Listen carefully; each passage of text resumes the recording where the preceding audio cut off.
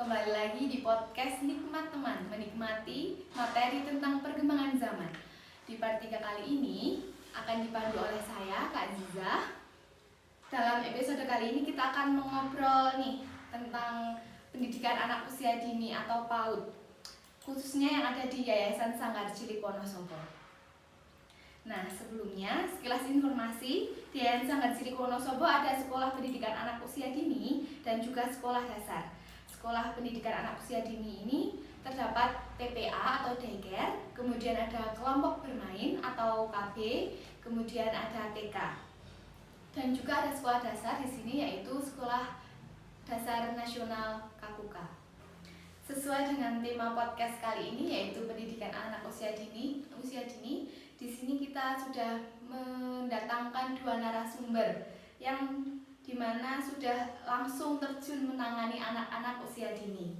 Yang pertama di sini ada Kak Leli yang merupakan guru daycare atau TPA. Halo, perkenalkan saya Kak Leli. Untuk informasi nih teman-teman, Kak Leli ternyata di daycare atau TPA ini sudah selama 8 tahun lebih. Wow, perjalanan yang panjang dan banyak pengalaman pastinya. Nanti kita akan tanya-tanya ke Kak Leli hal-hal apa yang menarik di daycare nanti. Kemudian ada dari Kak Mamel. Hai, aku Kak Mamel. Kak Mamel ini sekarang mengampu di TKC, yang mana tadinya juga dia berada di daycare. Nah, di sini juga sangat berdekatan langsung dengan pendidikan anak usia dini.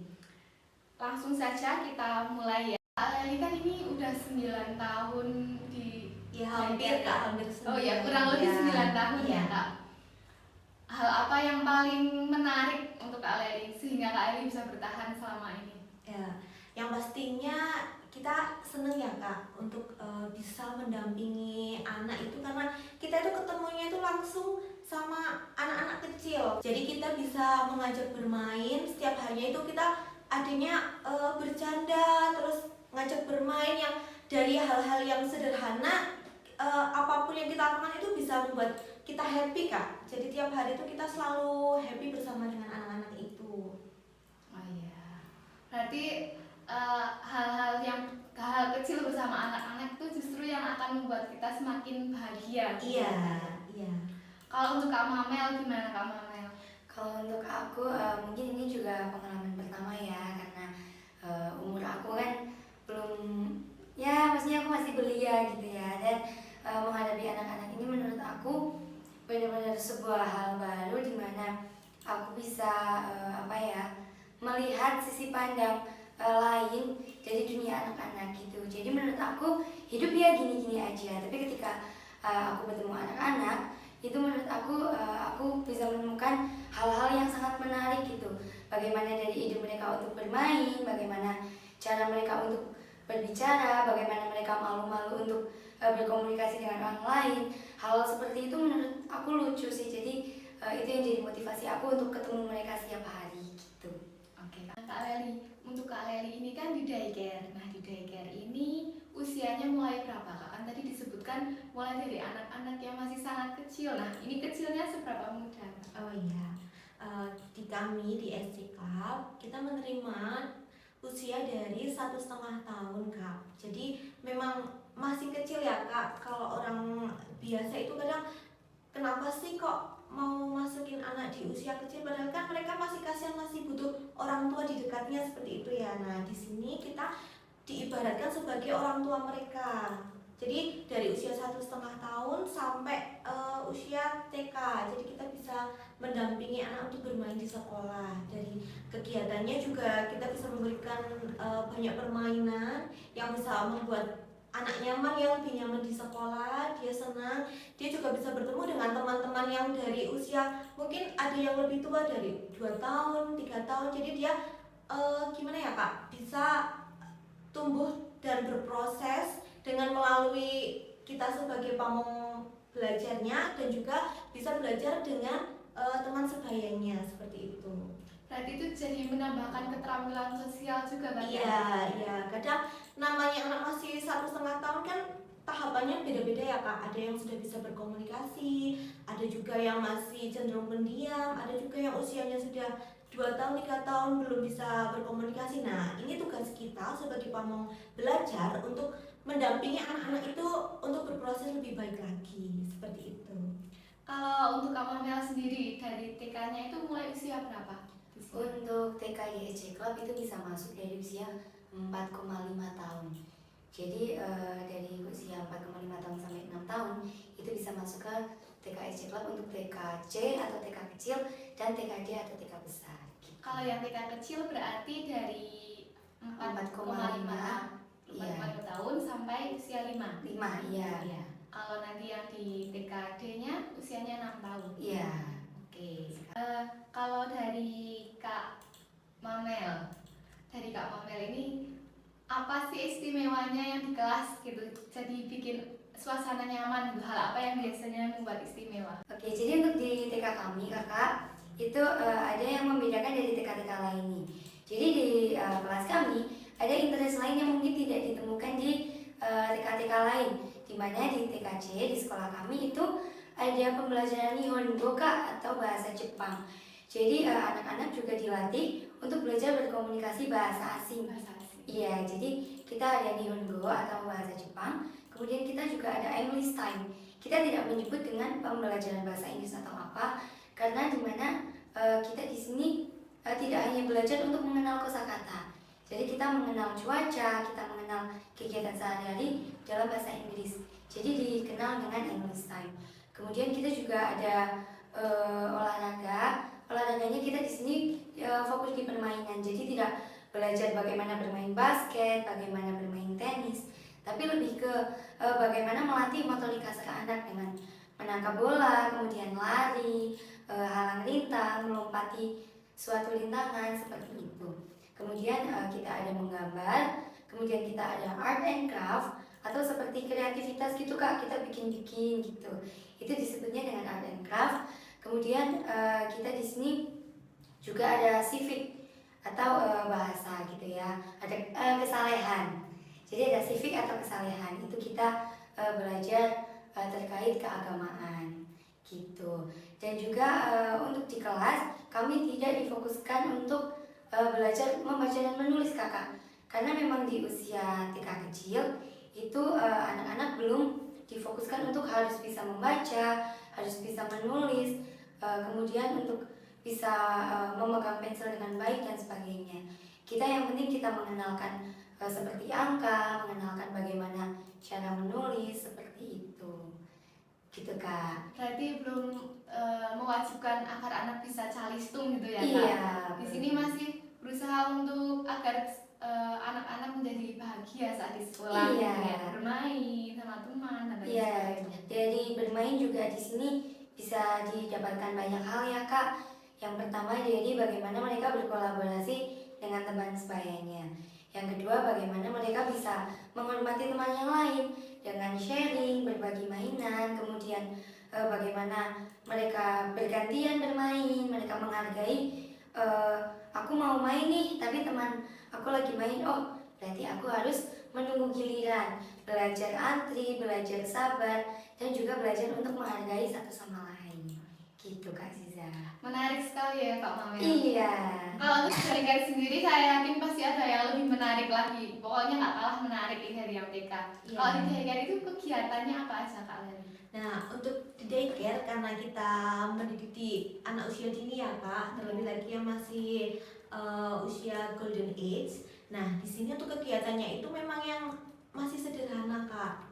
Kita lebih fokuskan untuk ke motorik halusnya. Motorik halusnya seperti mungkin kita bisa meraba dengan cara kita mengenalkan untuk panca indera ini, yang di kulit ini kita bisa meraba dengan yang dari benda-benda yang kasar, kemudian benda-benda yang halus. Jadi anak bisa tahu, oh ini tanpa kita menyebutkan, coba ini diraba dengan jadi mereka itu bisa menyebutkan sendiri, oh kak ini kasar, ini halus, tanpa kita memberikan tahu. Jadi mereka mengikuti kegiatan dan berpartisipasi langsung dalam kegiatan tersebut. Seperti itu kak.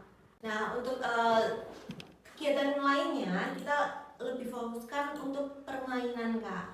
Walaupun permainan mungkin kadang permainannya itu ada nilainya ya, ada nilai yang bisa diambil dari anaknya itu. Jadi kita memberikan pembelajaran dengan sambil bermain. Nah, contohnya ketika kita mau mengenalkan jenis-jenis warna. Jenis-jenis warna itu kita menggunakan benda, contohnya seperti bola.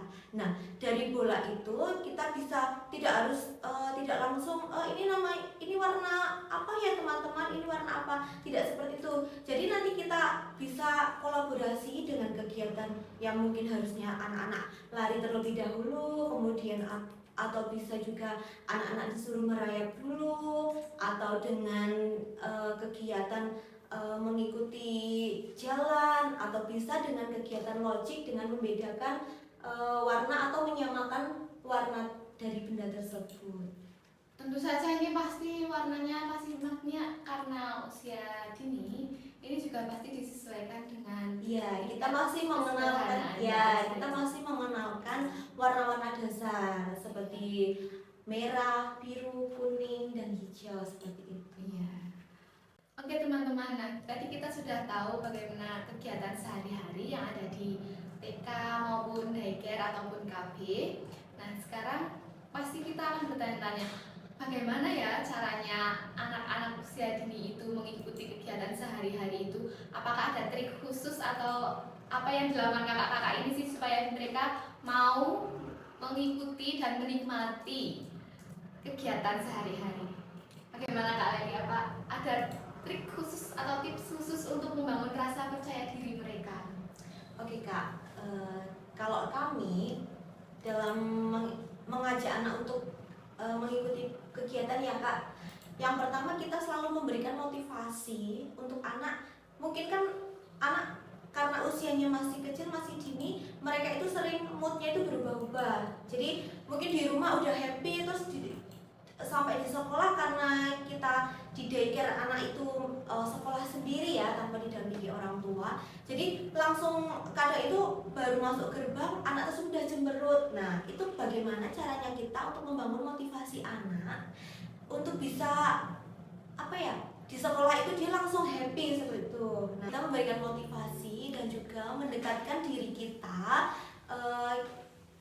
Kita diibaratkan sebagai orang tuanya. Nah, kita memberikan pendekatan kepada anak tersebut. Kita menanyakan kegiatan apa sih yang sudah dilakukan pada tadi pagi di rumah, mungkin sudah membantu apa, atau sudah sarapan apa, sudah makan apa. Nah, jadi anak merasakan nyaman ketika bertemu dengan kita sebagai pamong belajarnya. Jadi kita membangun motivasi untuk semangat belajarnya, semangat untuk mengikuti kegiatan selama di sekolah seperti itu Kak. Jadi secara tidak sadar itu akan terbentuk rasa percaya diri karena sudah nyaman berada di sekolah gitu ya Kak. Kalau ini kan dari usia daycare ya yang masih kecil-kecil sekali, masih muda sekali, 1,5 tahun ya. Gimana kalau kita tanya dari yang usianya lebih besar sedikit, dari 4,5 tahun ya Kak? Iya. Pasti kan berbeda cara membangun rasa percaya dirinya pada anak. Iya, betul sekali Kak Iza, karena untuk yang usia 4,5 tahun itu kan biasanya mereka sudah terbentuk rasa kepercayaan diri dari rumah. Mungkin mereka kalau untuk di usia TK itu mereka lebih banyak bagaimana sih cara mereka beradaptasi di kelas gitu ya Kak. Karena ada nih yang di rumah ini memang anaknya aktif tapi sampai di sekolah jadi pendiam, jadi pemurung gitu. Jadi mereka sebenarnya hanya perlu adaptasi aja gitu.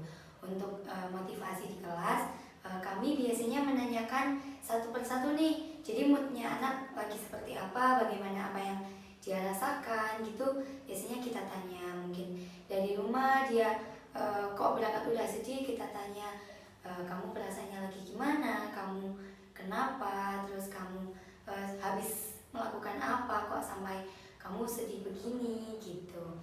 Atau kita juga tanya-tanya nih, mungkin dia ada yang mau diceritakan gitu. Jadi kita selalu menanyakan kepada anak bagaimana perasaan mereka. Itu yang mendasari bagaimana mereka bisa membangun percaya diri Kak. Jadi ditanyakan dulu bagaimana sih perasaan mereka saat ini gitu. Kemudian dari waktu ke waktu perlahan mereka akan terbuka sama kita gitu Kak. Jadi kalau mereka ada hal yang mungkin tidak mengenakan di hati mereka, mereka bakal cerita ke kita gitu. Mereka bakal tanya terkait solusi, mereka akan cerita tentang perasaan mereka, curhat gitu deh Kak gampangnya. Jadi mereka akan curhat, kemudian dari situ terbentuk rasa kepemilikan gitu, bahwa aku di sini belajar di sekolah ini, aku punya kakak, aku punya tempat cerita, aku punya tempat yang bisa dimintai tolong. Jadi mereka nyaman-nyaman aja gitu, fine-fine aja di sekolah. Jadi itu juga yang membuat mereka juga percaya diri nih Kak di kelas, berani mengungkapkan pendapatnya mereka, kemudian mereka berani untuk mengungkapkan apa yang tidak sesuai dengan keinginan mereka gitu. Jadi mereka juga bisa kritis terkait apa yang mungkin terjadi dalam kesehariannya mereka di sekolah gitu Kak Ziza. Menarik sekali nih jawaban dari Kak Mamel tentang bagaimana cara anak-anak usia dini sudah bisa mengumumkan pendapat, sudah bisa berpikir kritis. Nah, kita mau tahu ini contohnya Kak Mamel, contoh mereka berpendapat, mengatakan suka atau tidak suka, dan juga berpikir kritis. Oke, simpelnya ini biasanya terjadi ketika kita mau belajar sesuatu nih Kak. Jadi ketika mereka sampai sekolah, hal yang pertama mereka tanyakan biasanya langsung, Kak, hari ini kita mau belajar apa?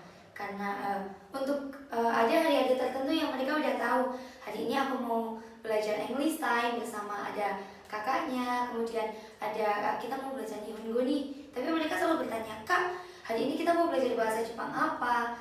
Seperti itu. Kemudian ketika kita sebagai kakak, itu juga PR nih Kak buat kakak-kakaknya, karena kita itu harus kreatif setiap hari. Jadi pembelajarannya harus terus bervariasi, karena anak-anak usia dini ini biasanya bosenan gitu Kak. Jadi kemarin udah kayak gini, masa kayak gini lagi. Biasanya mereka seperti itu. Nah, jadi mereka selalu menginginkan suasana baru gitu. Simpelnya dari kegiatan misal seperti menggambar, itu kan biasa kita laksanakan setiap hari Senin ya Kak.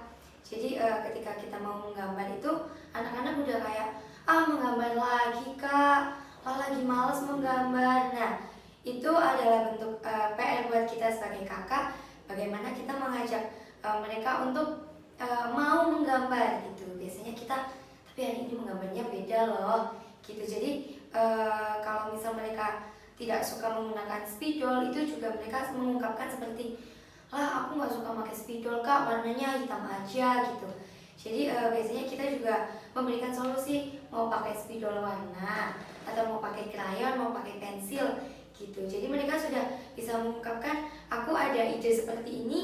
Jadi kalau misal pembelajarannya kayak gini, kemarin udah kayak gini Kak, aku mau kayak gini boleh nggak gitu. Karena kita merdeka belajar ya Kak? Iya, kita merdeka belajar, jadi kita terfokus pada anak nih kakak.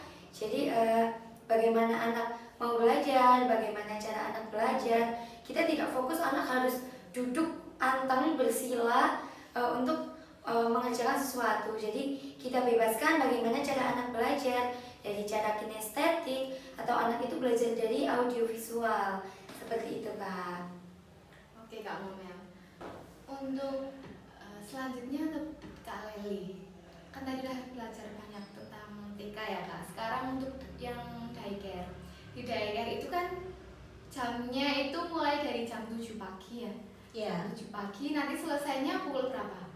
Sampai jam 3 Kak. Sampai jam 3 itu belajar terus Kak atau bagaimana? Oh tidak pastinya. Jadi begini, dari jam 7 itu untuk kedatangan siswanya, ya untuk warga belajarnya itu dimulai dari jam 7 sampai jam 8. Nah, untuk kegiatan pembelajaran kita dimulai dari pukul 8 sampai pukul 10. Nah, tapi di situ kita juga ada kegiatan snack time atau makan bekal. Ada juga nanti setelah makan bekal kita ada kegiatan intinya, kemudian ada juga makan kita dimulai dari pukul setengah 10 sampai jam 10. Nah, sebelum itu waktu kegiatan awal kita memberikan kegiatan pembukaan atau TPR Kak. Jadi kita berdoa, kemudian ada gerak dan lagu. Nah, di sini kita memberikan kembali atau menggali motivasi anak di warga belajarnya itu. Jadi bagaimana sih, karena kalau masih pagi itu moodnya anak kan masih kurang bagus ya. Nah ini menjadi tugas kita sebagai pamong belajarnya untuk menggali motivasinya anak itu dan semangatnya anak untuk bisa mengikuti kegiatan dengan baik. Setelah pukul 10 mereka dibebaskan Kak. Setelah makan mereka dibebaskan untuk bermain. Kemudian nanti pada pukul 11 mereka dipersiapkan untuk mereka dipersiapkan atau mempersiapkan diri untuk mengikuti kegiatan selanjutnya, yaitu kegiatan istirahat atau bisa dikatakan dengan tidur siang. Nah, untuk tidur siangnya itu kita dimulai pukul 11 sampai nanti di maksimal pukul 2 Kak. Jadi ketika anak-anak itu kok belum bisa tidur, ya kita selalu mendampingi di sana, karena di daycare kan tidak hanya saya ya Kak yang mendampingi, jadi ada beberapa kakak juga di sana mendampingi. Ketika ada anak yang karena kita di daycare usianya kan tidak selalu sama, tidak hanya anak yang usianya 1,5 tahun, tidak hanya usia 2, jadi kita dikelompokkan sampai usia 4 tahun di daycare. Nah di sana kan ada anak yang memang sudah bisa mandiri, mereka ketika disuruh ayo teman-teman waktunya istirahat, ayo kita persiapkan dengan baik, silakan teman-teman untuk bisa tidur memilih tempatnya masing-masing. Nah, ketika anak yang sudah besar mungkin mereka sudah bisa memilih aku mau di sini, dan juga mereka mungkin bisa langsung tidur. Nah, ada juga yang masih di usia kecil karena mereka masih butuh pendampingan orang tua, kita dampingi dulu. Mungkin kadang mereka kesusahan untuk bisa tidur. Nah, kita bisa memberikan cerita terlebih dahulu Kak. Ya, kita berikan cerita, mungkin kita dampingi, ayo bubuk dulu, sekarang udah waktunya istirahat, nanti setelah ini kita bisa ketemu lagi loh sama ayah bunda di rumah, seperti itu. Kemudian setelah mereka bangun, kita ada jamnya mandi Kak. Nah ini yang yang paling asik ya, ketika mandi mereka asik, kan namanya anak senangnya itu bermain air ya Kak. Nah mereka ini, tapi ketika kita pada kegiatan mandi anak tetap kita dampingi Kak. Jadi mereka itu tidak langsung ayo kita mandi terus mereka mandi sendiri, itu tidak. Kita ada yang mendampingi, ada yang jadwal untuk mandi, ada juga yang kakak-kakak yang lain membantu untuk menggantikan baju, dan juga ada kegiatan makan sorenya lagi, seperti itu Kak. Ya, jadi mereka pulang itu dalam keadaan bersih dan siap, mungkin mau diajak sama ayah bundanya untuk bepergian, atau mungkin bisa langsung sampai rumah nanti tinggal bermain sebentar, kemudian kalau mau makan lagi juga bisa, atau langsung bisa buat istirahat, seperti itu. Ayah bundanya juga yang ngajak pulang udah siap beristirahat ya, karena iya, anaknya sudah bersih, udah cantik, udah ganteng, udah wangi, seperti itu. Ya, kalau di daycare ini memang solusi terbaik untuk para orang tua yang sibuk atau bekerja Kak, karena kan tidak banyak ya Kak yang tahu. Mungkin ada yang merasa kasihan, saya mau memasukkan anak masih kecil masuk di sekolah yang dengan tidak pendampingan 1:1 ya Kak, karena di sini banyak anak, jadi kita tidak fokus hanya satu anak, jadi kita walaupun mungkin anaknya banyak tapi tetap kita memperhatikan. Nah di sini memang sebagai tugasnya kita untuk memberikan solusi yang terbaik untuk orang tua yang bekerja. Jadi orang tua bekerja dengan senang, dengan happy, anak juga di sekolah mengikuti kegiatan dengan baik. Nanti ada nilainya juga, ada nilai tambahnya, itu mereka jadi paham Kak, antara mungkin sharing dengan temannya, atau mungkin bisa ketika berebut mainan mereka bagaimana caranya untuk bisa mencari solusi sendiri. Bagaimana sih aku mau main ini tapi udah dipakai dengan temannya, bagaimana caranya aku untuk mendapatkan mainan itu, atau aku harus berebut, atau aku harus antri dulu. Nah seperti itu, kita juga menanamkan karakter dari usia dini itu Kak. Ya, berarti pembiasaan baik sejak usia dini itu sangat penting ya Kak. Iya. Misalnya contoh bagaimana cara anak-anak mau berbuat baik. Kan kadang anak di usia dini itu masih tidak mengetahui mana yang harus dilakukan, mana yang boleh, mana yang tidak, seharusnya seperti apa gitu. Itu kan merupakan sebuah tantangan tersendiri ya untuk kakak-kakak yang ada di pendidikan usia dini. Monggo Kak Leli dulu. Oke. Di sini untuk pembiasaan baiknya itu kita memberikan pembelajaran karakter ya Kak. Nah, karakter di sini kita mengajak anak untuk bisa mengantri ketika kita mau cuci tangan. Ayo teman-teman kita pergi kereta. Nah, bagaimana cara kita untuk memotivasi anak tersebut supaya tidak menyerombol. Jadi kita membuat kereta, terus ketika ada anak yang mau lari, ayo stop dulu, nanti dulu ya. Kita belajar menghargai teman yang sudah membuat barisan. Kita bisa melanjutkan untuk barisan selanjutnya. Seperti itu sudah menghargai ya Kak, sudah menghargai. Kemudian kita juga karena masih anak usia dini, jadi kita melatih anak untuk bisa membereskan mainan. Nah, di sini membereskan mainan, anak-anak bertanggung jawab ketika anak-anak sudah selesai bermain. Jadi mereka itu tahu di mana tempat untuk mengembalikan. Jadi ketika mereka mau menggunakan kembali, mereka bisa mengambil di tempatnya dan juga bermain dengan secara utuh, tidak ada yang mungkin ada satu benda yang hilang. Terus kemarin Kak saya mau bikin kereta, kenapa sekarang kok gerbongnya hilang satu? Nah, ini menjadi tanggung jawab pamong belajar untuk memberikan motivasi dan selalu memberikan pembelajaran karakter ini Kak kepada anak usia dini, seperti itu. Kalau yang di TK gimana Kak? Oke, kurang lebih hampir sama ya Kak, seperti yang sudah disampaikan oleh Kak Leli. Namun karena usia yang di TK itu kan sudah lebih besar daripada yang di daycare ya, jadi mereka sudah lebih mandiri dalam melakukan berbagai hal. Kita lebih difokuskan tentang bagaimana mereka memanage diri dan juga mereka beradaptasi dengan teman lain gitu. Kita selalu mengingatkan, selalu memotivasi untuk mereka aware dengan barang-barangnya mereka sendiri, bagaimana mereka menata tas, kemudian bagaimana mereka menyimpan barang pribadi seperti bekal, tempat minum, kemudian jaket maupun kaos kaki, seperti itu. Kita juga ada pembiasaan dengan kata-kata ajaib nih Kak. Jadi magic words, ada terima kasih, permisi, maaf, dan juga minta tolong. Jadi kita selalu dibiasakan untuk mereka mengucapkan kata-kata itu ketika mereka melakukan sesuatu, begitu ya Kak. Kemudian kita juga selalu membiasakan bagaimana mereka untuk selalu menghargai teman yang lain, kemudian selalu membantu teman yang lain, begitu ya. Jadi bagaimana mereka bersosialisasi gitu Kak.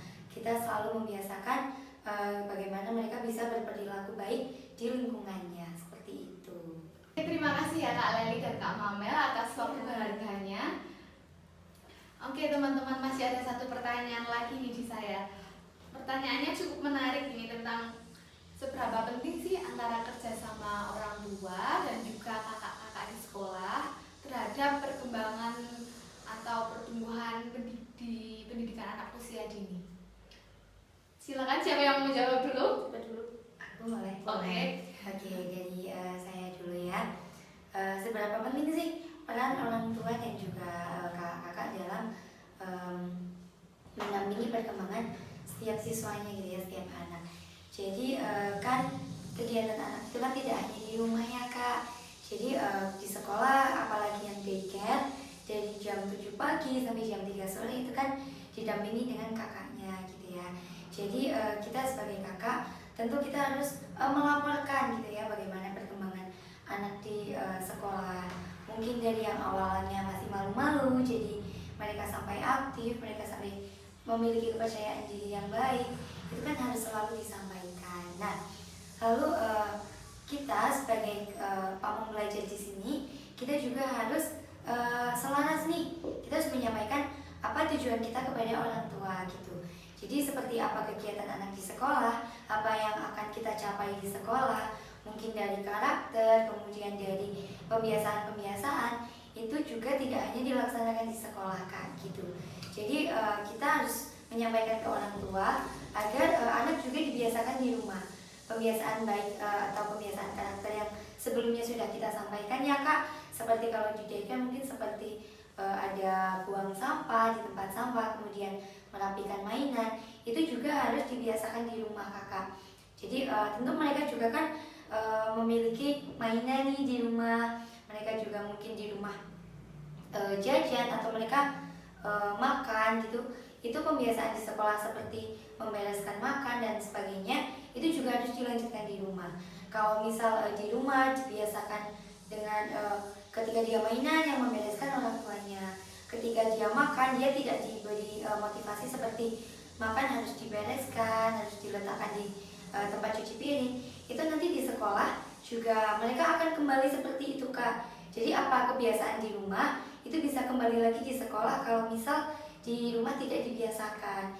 Begitupun kalau misal kebiasaan di sekolah kok tidak dilanjutkan di rumah, itu juga nanti akan gimana ya, di sekolah itu mereka akan seperti terhambat gitu Kak. Jadi ibaratnya lupa-lupa terus gitu Kak.